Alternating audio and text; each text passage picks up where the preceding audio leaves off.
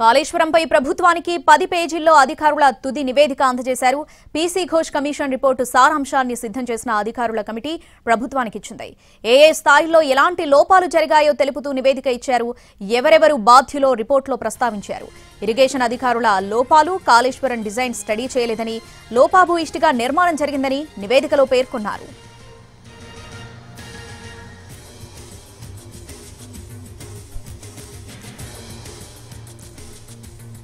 కాళేశ్వరంపై ప్రభుత్వానికి 10 పేజీల్లో అధికారుల తుది నివేదిక అందజేశారు. పీసీ ఘోష్ కమిషన్ రిపోర్టు సారాంశాన్ని సిద్ధం చేసిన అధికారుల కమిటీ ప్రభుత్వానికి ఇచ్చింది. ఏ స్థాయిలో ఎలాంటి లోపాలు జరిగాయో తెలుపుతూ నివేదిక ఇచ్చారు. ఎవరెవరు బాధ్యులో రిపోర్టులో ప్రస్తావించారు. ఇరిగేషన్ అధికారుల లోపాలు, కాళేశ్వరం డిజైన్ స్టడీ చేయలేదని, లోపాభూయిష్టిగా నిర్మాణం జరిగిందని నివేదికలో పేర్కొన్నారు.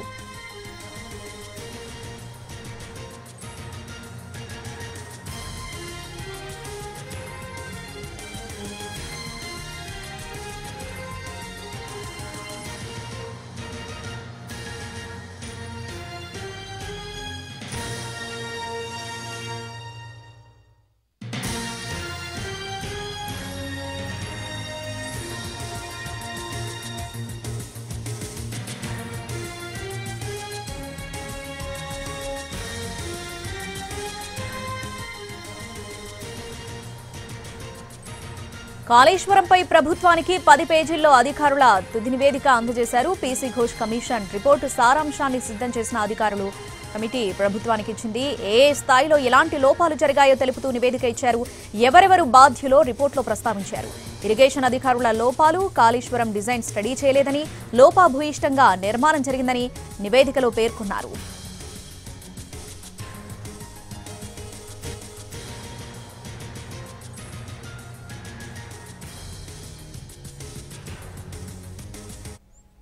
కాళేశ్వరంపై ప్రభుత్వానికి 10 పేజీల్లో అధికారుల తుది నివేదిక అందజేశారు. దీనికి సంబంధించి పూర్తి అప్డేట్స్ మా ప్రతినిధి చారి లైవ్ లో అందిస్తారు. చారి, మొత్తం 10 పేజీల్లో అధికారులు తుది నివేదిక అందజేసినట్టుగా తెలుస్తుంది. ఎటువంటి కీలక అంశాలను పేర్కొన్నారు, ఎవరెవరిని బాధ్యులుగా పేర్కొంటూ కమిటీ నివేదికని అందజేసింది, డీటెయిల్స్ ఏంటి?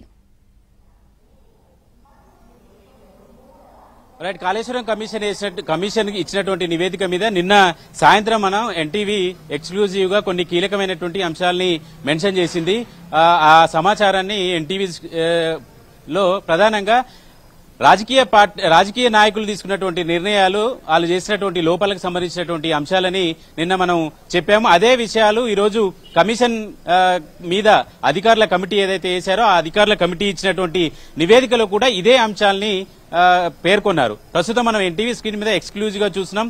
ఎన్టీవీ చేతిలోనే కాళేశ్వరం కమిషన్ మీద వేసినటువంటి నివేదిక ఏదైతే ఉందో ఆ నివేదికకు సంబంధించి అధికారులు ఇచ్చినటువంటి 10 పేజీల నివేదిక ఎన్టీవీ చేతిలో ఉంది. అయితే ఈ ప్రధానంగా అసలు ఏం పేర్కొనబడింది, ఈ కమిటీ ఏమిచ్చింది ఈ కమిషన్ అనేటువంటి అంశాలని మనం ప్రస్తావిస్తే, అన్ని రకాలుగా అందరూ అఫీషియల్స్, ఇరిగేషన్ శాఖకు సంబంధించినటువంటి అధికారులు, ఆర్థిక శాఖకు సంబంధించినటువంటి అధికారులు, అలాగే సీఎం కు సంబంధించి అప్పట్లో ముఖ్యమంత్రిగా పనిచేసినటువంటి వాళ్ళకి సంబంధించినటువంటి వివరాలు, వీటన్నిటినీ కూడా కమిషన్ చాలా పర్ఫెక్ట్ గా నివేదిక ఇచ్చింది అనేటువంటి అభిప్రాయంతో ప్రభుత్వం ఉంది.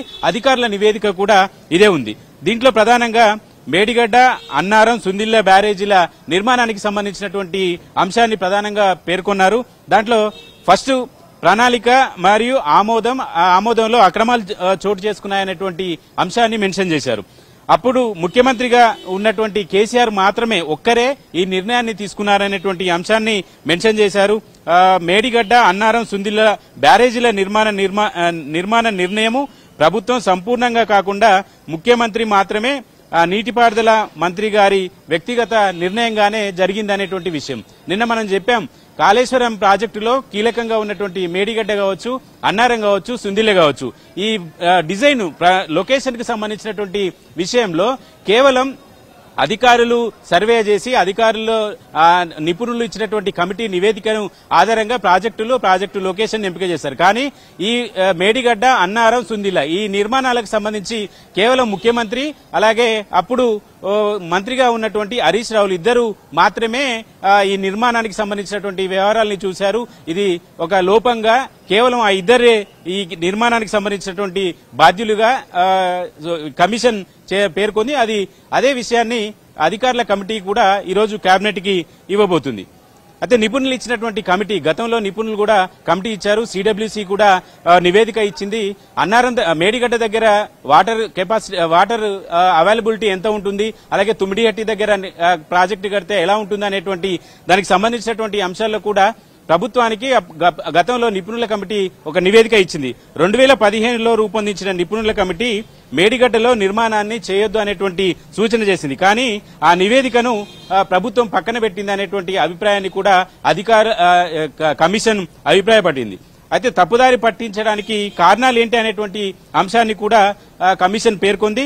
తుమ్మిడిహట్టి వద్ద నీరు లేదని చెప్పి ప్రాజెక్టును మేడిగడ్డకు మార్చడం సరైనదే కాదని కమిషన్ పేర్కొంది. అయితే మొదటి నుంచి కూడా తుమ్మిడిహట్టి దగ్గరనే ప్రాజెక్టు కట్టాలనేటువంటి నివేదికలు ఉన్నాయి. కానీ ఆ నివేదికని అప్పుడు మంత్రిగా ఉన్నటువంటి హరీష్ రావు పక్కన పెట్టి తుంగలో తొక్కి తుమ్మిడిహట్టి దగ్గర కట్టాల్సినటువంటి బ్యారేజీని మేడిగడ్డకు మార్చారు అనేటువంటి అంశాన్ని కమిషన్ తన నివేదికలో పేర్కొంది.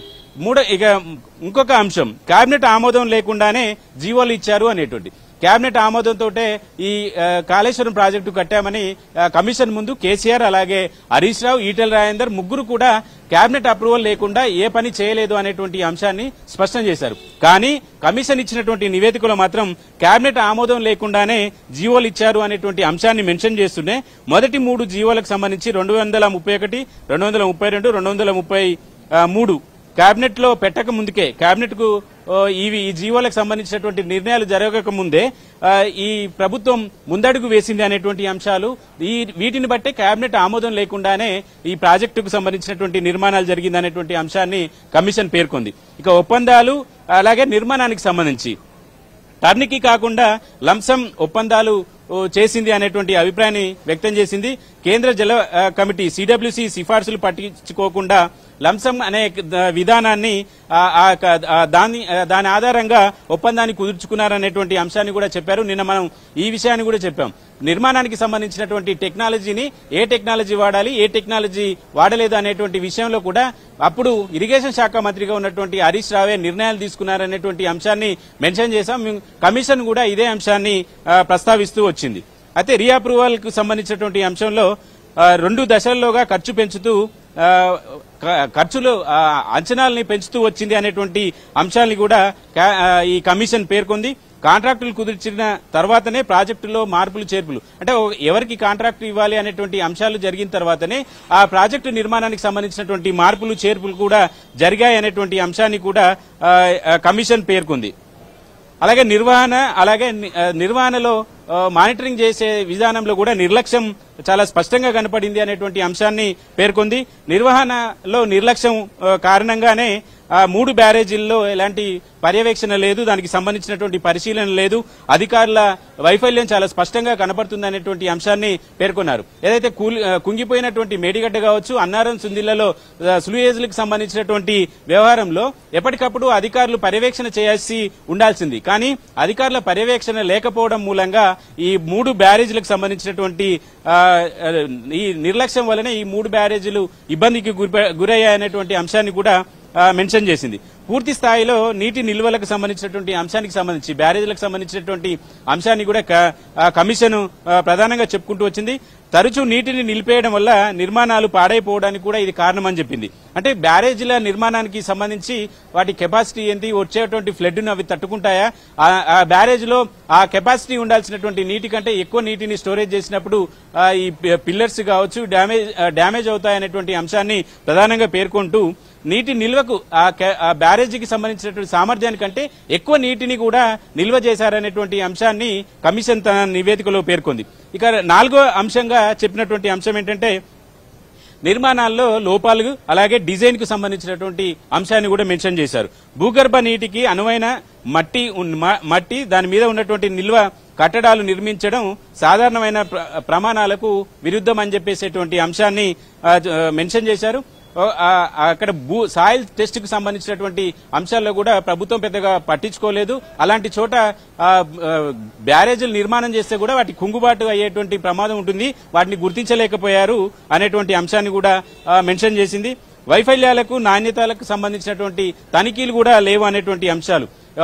ఈ క్వాలిటీ కంట్రోల్ కు సంబంధించినటువంటి అధికార యంత్రాంగం కూడా ఉంటుంది. ప్రాజెక్టుని త్వరగా పూర్తి చేయాలనేటువంటి ఆలోచన ఒక ఎత్తు అయితే, ఈ అధికారులు పూర్తిగా క్వాలిటీ నిర్మాణం జరుగుతున్నటువంటి ప్రాజెక్టులో క్వాలిటీ ఉందా లేదా అనేటువంటి అంశాలను కూడా పెద్దగా పట్టించుకోలేదు అనేటువంటి అభిప్రాయాన్ని కూడా కమిషన్ తన నివేదికలో పేర్కొంది.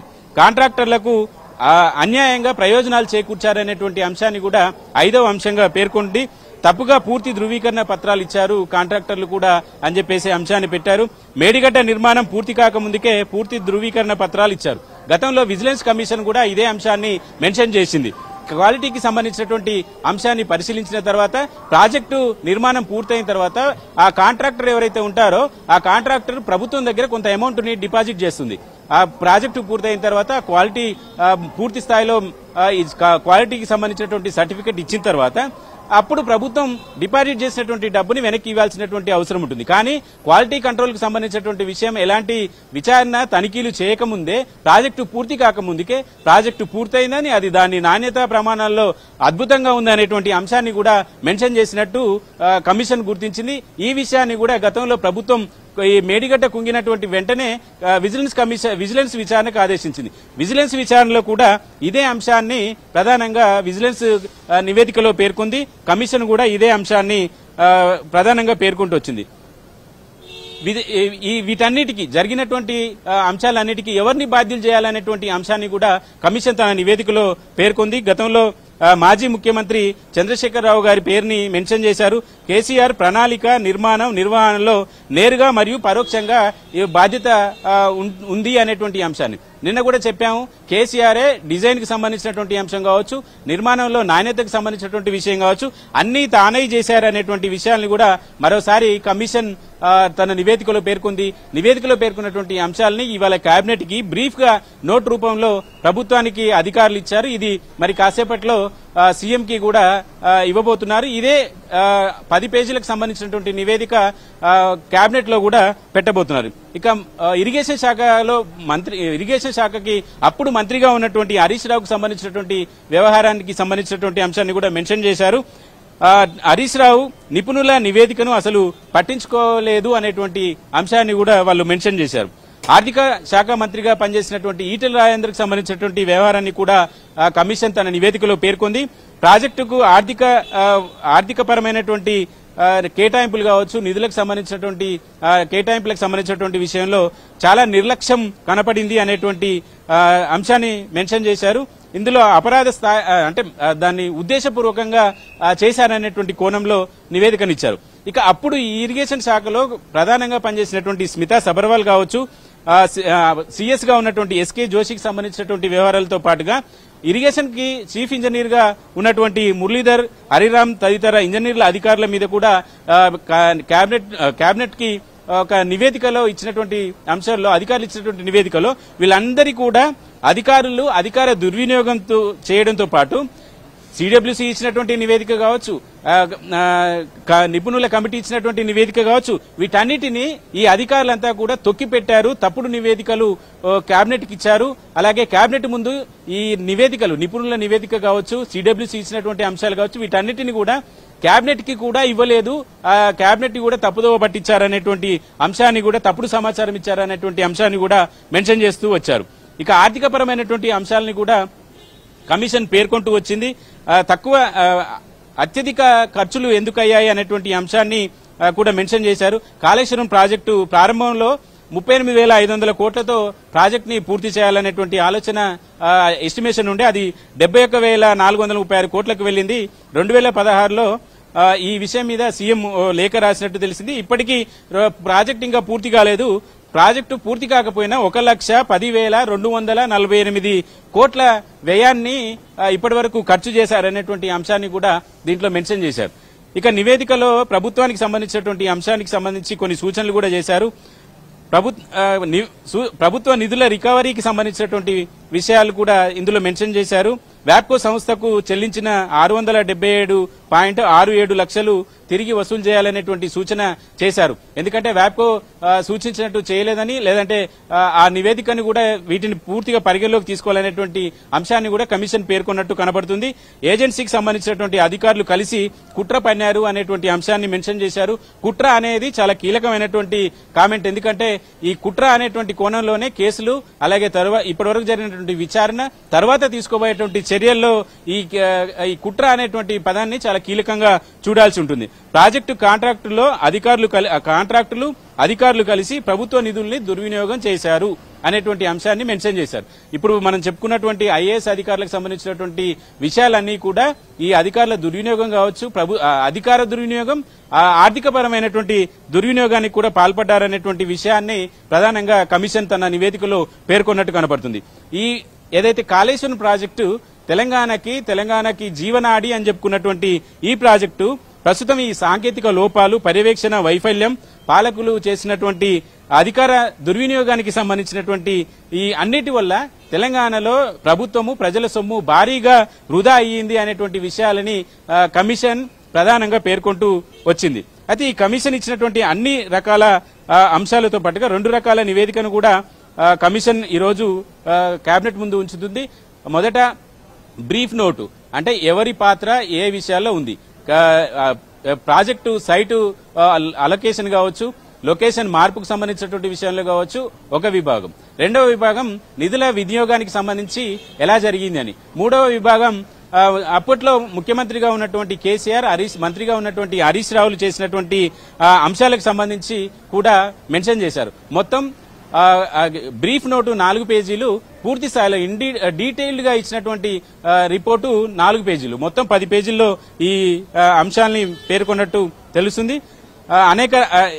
అప్పట్లో ముఖ్యమంత్రిగా ఉన్నటువంటి వ్యక్తి ప్రధానంగా బాధ్యతల్ని అన్ని రకాల శాఖలకు అధికారులు చేయాల్సినటువంటి బాధ్యతలన్నింటినీ కూడా తనే చేశారనేటువంటి అంశాన్ని కూడా మెన్షన్ చేసినటువంటి పరిస్థితి అయితే మనం కనబడుతుంది. మొత్తానికి చూస్తున్న ఈ విషయాలన్నిటిని కనుక మనం చూస్తే అన్ని రకాలుగా ఇక్కడ పవర్ అలాగే మనీ, నెక్స్ట్ అధికార దుర్వినియోగం అన్ని జరిగాయి అనేటువంటి విషయాలన్నిటిని కూడా ఈ కమిషన్ నివేదికలో పేర్కొన్నట్టు కనబడుతుంది. ప్రాజెక్టుల నిర్వహణకు సంబంధించి నీరు ప్రవహించే నేలపై నిల్వ కోసం నిర్మాణం చేశారు అనేటువంటి అంశాన్ని మెన్షన్ చేశారు. అయితే ప్రాజెక్ట్ ఎక్కడైతే ఇప్పుడు కుంగిపోయిందో మేడిగడ్డ, ఆ లొకేషన్ లో నీరు పారడానికి వీలుగా ఉంటుంది, కానీ ఆ నీరు పారేటువంటి ప్లేస్ లో బ్యారేజీని కట్టారు అనేటువంటి నాణ్యత లోపంగా కూడా ప్రధానంగా మెన్షన్ చేస్తూ వచ్చారు.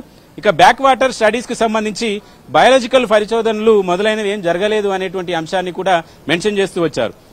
సీకెంట్ ఫైల్స్ నాణ్యత తనిఖీలు వివిధ అంశాలను కూడా ఇందులో మెన్షన్ చేశారు. తప్పుడు ధృవపత్రాలు జారీ చేసిన తర్వాత ఈ కాంట్రాక్టర్లకు డబ్బు చెల్లించేటువంటి విషయంలోనే తప్పుడు ధృవీకరణ పత్రాలు, ప్రాజెక్టు కంప్లీట్ అయిందని, కంప్లీట్ కాకముందుకే కంప్లీట్ అయింది అనేటువంటి నివేదికని కూడా, సర్టిఫికేట్ ని కూడా అధికారులు ఇచ్చారనేటువంటి అంశాన్ని మెన్షన్ చేశారు. ఈ విషయాన్ని కూడా విజిలెన్స్ విచారణలో ఇది కూడా కీలకంగా ప్రస్తావించారు గతంలో. మరొక అంశం ఏంటంటే కేసీఆర్ నేరుగా పరోక్షంగా అన్ని అక్రమాలకు బాధ్యులు అని మెన్షన్ చేశారు. కమిషన్ ఇచ్చినటువంటి నివేదికలో ప్రధానంగా దీన్ని చూడొచ్చు. బాధ్యతలు ఎవరు, ఈ జరిగినటువంటి అన్నిటికీ బాధ్యులు ఎవరు అనేటువంటి అంశాన్ని మెన్షన్ చేస్తున్నటువంటి క్రమంలో ముఖ్యమైన బాధ్యతలు వహించినటువంటి వారెవరు అనేటువంటి అంశాన్ని పేర్కొంటే చంద్రశేఖరరావు నేరుగా పరోక్షంగా అన్ని అక్రమాలకు బాధ్యులు అనేటువంటి అంశాన్ని కూడా ఈ నివేదికలో మెన్షన్ చేశారు. హరీష్ రావు ఎట్లాగూ నిపుణుల నివేదిక పట్టించుకోలేదనేటువంటి అంశాన్ని మెన్షన్ చేశారు. ఇలా అధికారులకు సంబంధించినటువంటి అన్ని అంశాలని కూడా మెన్షన్ చేస్తూ వచ్చారు. అధికారులకు సంబంధించినటువంటి విషయంలో కూడా ఇంజనీర్ గా ఉన్నటువంటి నాగేందర్ రావు నిర్వహణ విఫలమవడం, బాధ్యత ఎవరిపైన మోపేందుకు ప్రయత్నించారని. ఎందుకంటే కమిషన్ విచారణకు వచ్చినప్పుడు కూడా ఆయన తనకేం సంబంధం లేదనేటువంటి విషయాల్ని కమిషన్ ని తప్పుదోవ పట్టించే తరహాలో నివేదిక వాంగ్మూలం ఇచ్చారనేటువంటి అంశాన్ని కూడా పేర్కొంది. టి ప్రమీల డ్యాం భద్రతలో ఈ అధికారి నిర్లక్ష్యం వహించారనేటువంటి అంశాన్ని కూడా మెన్షన్ చేశారు. అనిల్ కుమార్ ఆదేశాలకు విరుద్ధంగా స్వచ్ఛందంగా పనిచేశారు అని. ఎవరు ఆదేశం చేయకపోయి ఉన్నటువంటి ఆదేశాలు కాకుండా తను ఇష్టం వచ్చినట్టు పనిచేశారనేటువంటి అంశాన్ని కూడా అనిల్ కుమార్ అనే ఇంజనీర్ కి సంబంధించినటువంటి విషయం మీద కమిషన్ నివేదిక చెప్పింది. అలాగే శ్రీదేవి మోడల్ పరీక్షలు సరిగా చేయలేదని. ఇక ఆర్థికపరమైనటువంటి అంశాలకు సంబంధించి ఇప్పుడు మనం చెప్పుకున్నాం. 38,000 కోట్లతో ప్రారంభమైనటువంటి ఈ ప్రాజెక్టు 1,10,000 కోట్లకు చేరుకుందనేటువంటి అంశాన్ని కూడా చెప్పుకుంటూ వచ్చాం. ఈ ప్రాజెక్టుకు సంబంధించి ఇలా అన్ని రకాలుగా ఎవరి బాధ్యత ఎంత, ఎవరు దీంట్లో బాధ్యులు అనేటువంటి అంశాలన్నిటినీ కూలంకషంగా కమిషన్ ఈ నివేదికలో పేర్కొంది. ప్రధానంగా ఇప్పటి వరకు మనం చూసినటువంటి అంశాలలో కుట్ర అనేటువంటి కోణాన్ని కూడా ఇందులో మెన్షన్ చేశారు. ఆ కుట్ర దేనికోసము అంటే ప్రాజెక్టు డిజైన్ కి సంబంధించినటువంటి లోపాలు, ప్రాజెక్టు భారీగా డబ్బుల్ని ఖర్చు చేసినప్పటికీ కూడా దాని నాణ్యతను ప్రమాణాలని చూడకపోవడం, దీనికి తోడుగా కాంట్రాక్టరు ప్రాజెక్టు పని పూర్తి కాకముందే ప్రాజెక్టు పని పూర్తయిందని నాణ్యతకు సంబంధించినటువంటి సర్టిఫికెట్లను ఇచ్చి కాంట్రాక్టర్లకు మేలు చేశారు అనేటువంటి అంశాలన్నింటిని మీద కూడా మెన్షన్ చేశారు.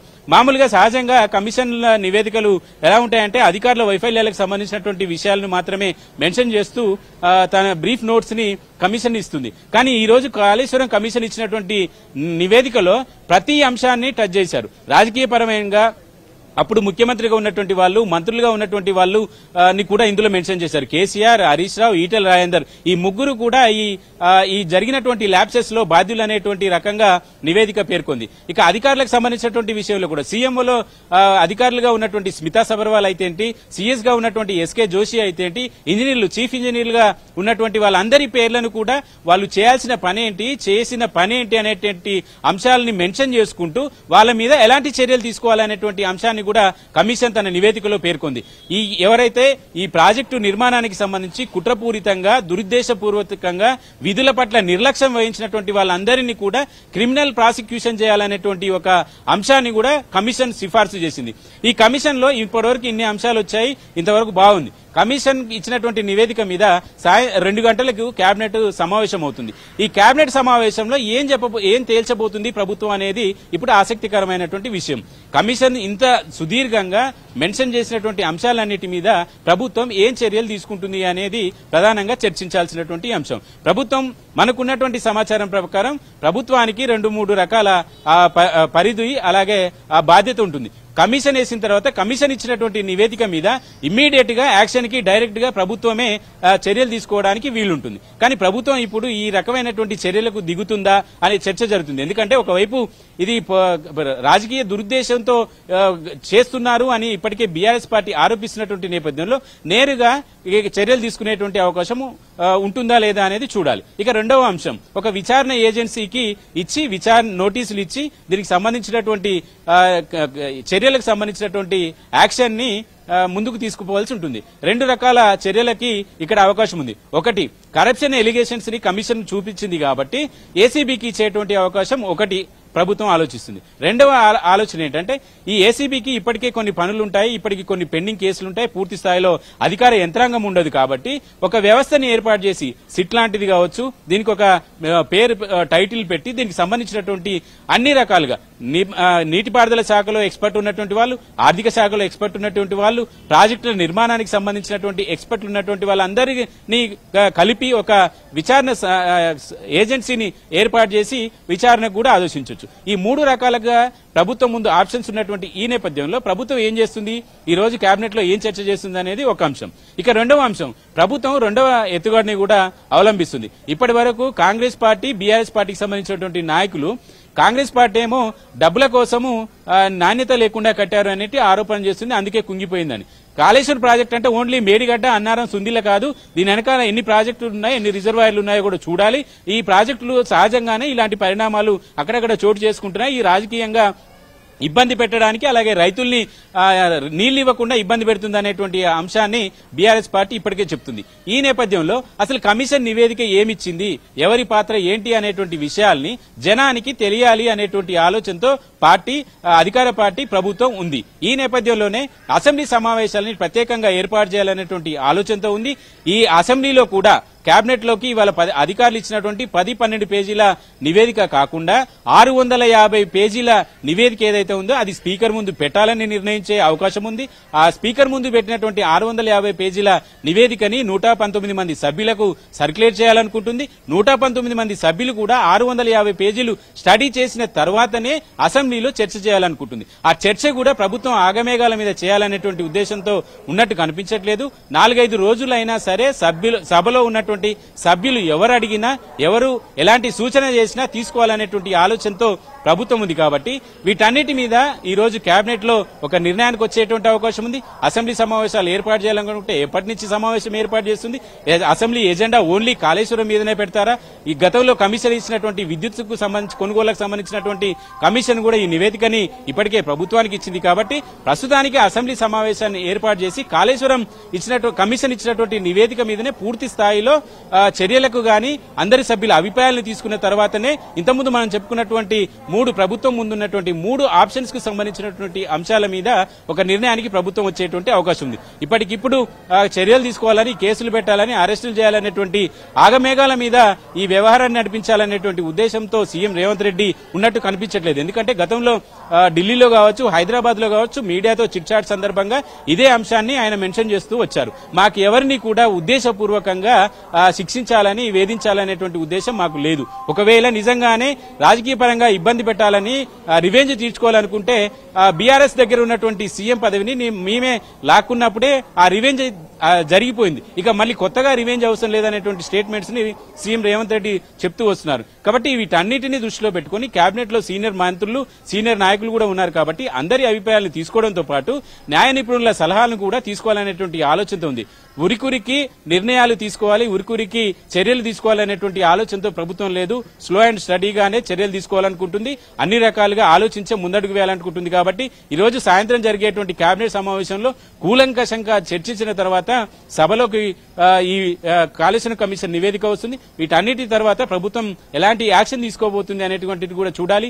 ఇప్పుడు ప్రభుత్వంకి కమిషన్ ఇచ్చినటువంటి నివేదిక మీద ఇప్పటికే మాజీ ముఖ్యమంత్రి కేసీఆర్, హరీష్ రావు, గతంలో కీలకంగా పనిచేసినటువంటి మాజీ మంత్రులందరితో కూడా సమావేశాలు నిర్వహిస్తూ వస్తున్నటువంటి ఈ క్రమంలో అసలు ప్రభుత్వం వైపు నుంచి వచ్చినటువంటి నివేదిక ఇదైతే కౌంటర్ గా ప్రతిపక్షం నుంచి ఎలాంటి అంశాలు వస్తాయి, ఏం చెప్పబోతారు, కమిషన్ ఏం పేర్కొంటుంది అనేటువంటి అంశాలన్నిటి మీద ఇప్పటికే ప్రతిపక్షంలో ఉన్నటువంటి పార్టీ కూడా ఇప్పటికే అధ్యయనం చేస్తుంది. కాబట్టి వీటన్నిటి మీద వెనక ముందు ఆలోచించి లీగల్ గా ఒపీనియన్ తీసుకుని ముందడుగు వేయాలనుకుంటుంది. ఎందుకంటే న్యాయస్థానంలోకి ఒకసారి ఈ ఎపిసోడ్ పోయిన తర్వాత పూర్తి స్థాయిలో ప్రభుత్వం చేతిలో గానీ ఉండే అవకాశం ఉండదు. కాబట్టి ఇదిని చాలా కేటగారికల్ గా ఉన్నటువంటి ఆధారాలన్నింటినీ సేకరించిన తర్వాత మాత్రమే పూర్తి స్థాయిలో దీని మీద చర్యలు తీసుకోవాలనుకుంటుంది ప్రభుత్వం. కాబట్టి ఆ చర్యలు ఎలా ఉండబోతున్నాయి, ఏం చర్యలు తీసుకుంటుంది అనేటువంటి విషయాలన్నీ కూడా ఈ రోజు కేబినెట్ సమావేశం తర్వాత తెలియజేసే అవకాశం కనపడుతుంది. రైట్ షారీ, థ్యాంక్స్ ఫర్ ద అప్డేట్స్.